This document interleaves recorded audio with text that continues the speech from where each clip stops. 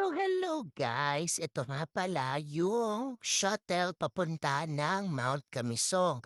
Bale, yung unang pick-up location is dun sa mismong Pacdal Circle.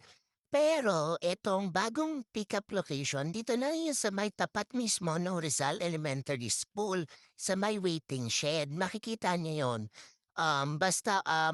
From the police station, lalakad kayo tapos magle-left. Tapos nasa right side yung waiting shed. So, ayan, may house rules ang shuttle. Ayan yung biyahe. Pasigsag. Pero no worries, magagaling at may ingat yung mga shuttle driver. Napakabait nila. Ayan. So, limited lang yung pwedeng makasakay kaya dapat mas maaga kayo. Kasi parang nasa 20 plus lang yung pwedeng makasakay. Kasi yung shuttle para siyang modernized jeep, yung ganon. So, ayan yung view pag nakasakay ka sa shuttle. Ayan. Ang dami naming nadaanan. Parang hindi rin gano'n nakakainip yung biyahe, hindi mo mararamdaman na aabutin ka pala ng 30 minutes, yun. Umaabot lang siya ng 45 minutes kasi merong mga part ng daan na ginagawa. So, pero 'pag hindi naman, 'pag maaga ka naman wala pang traffic, so wala din problema, mabilis yung biyahe. Ayan, sino ba namang aayaw sa ganyang beauty pa? Ang ganda. Hmm, 'yan. Tapos, it's a 30-minute ride pero yun nga 'pag traffic 45 minutes tas ayan na yung entrance ni Mount Camisong. Napakasosyal, napakaganda. Walang tapon sa lugar, promise. Oh, 'di ba? Ayan, Tsaka sobrang bait talaga ng mga staff, napaka-friendly. Actually, meron akong pangit na experience with, parang, kasabay sa tour. Pero parang yung mga staff napaka-ano nila, pinakinggan talaga nila yung rants ko and, kinomfort nila ako. Parang hindi nila in-invalidate yung naramdaman ko. So ayan, hmm. Pababa yan, pero pwede ka namang magpatawag ng golf cart kung may kasama kang senior, PWD, or bata. So ayan, medyo dahan-dahan kasi 'pag konting ano mo lang gugulong ka talaga pababa, char. Ayan. Ayun yung mga golf cart, 'di ba? Eto, yung nasa left side, yan yung registration at bilihan ng tickets. So, diyan kayo pipila. May CR din diyan if it in case na nasi-CR kayo bago kayo pumasok, meron diyan. Medyo malamig kasi maaga kami as in. Kami yung first na batch for that day. Ayan yung map, kung saan ka pupunta, kung anong mga activities ang meron. Yung glass box is alapaap, yon. Siya yung laging mahaba ang pila doon sa alapaap pero kami, weekday kami pumunta so wala kaming naging problema.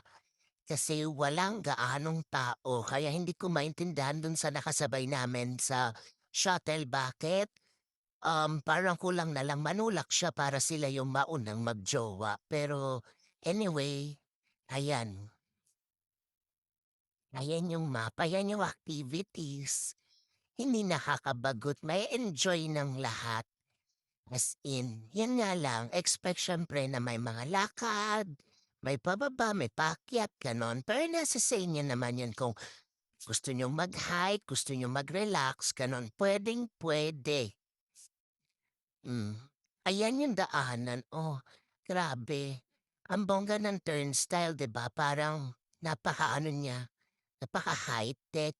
Yung ticket mo, bibigyan ka ng QR code. Scan mo lang yung QR code and then nakakapasok ka na. Hmm.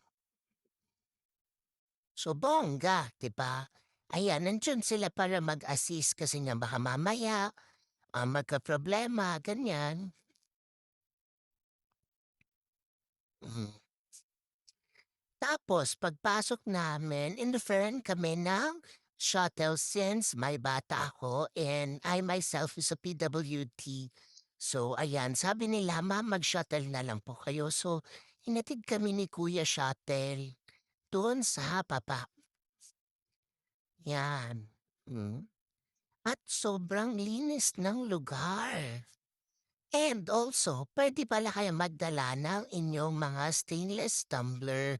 Meron sila mga water refilling station, ayan yung shuttle station. Sinundo kami diyan ng shuttle.